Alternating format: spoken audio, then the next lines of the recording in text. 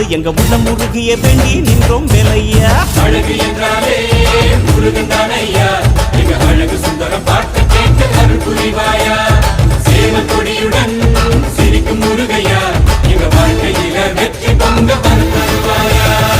ஆறுபட வீடு கொண்ட முருகனுக்கு அரோகரா, அப்பானுக்கு பாடம் சொன்ன சுப்பனுக்கு அரோகரவும் பேர சொல்லி இந்த ஊரே வந்தோம். உன்னை தேடி வந்து எங்க உள்ளம் முருகிய வேண்டி நின்றோம் வேலை.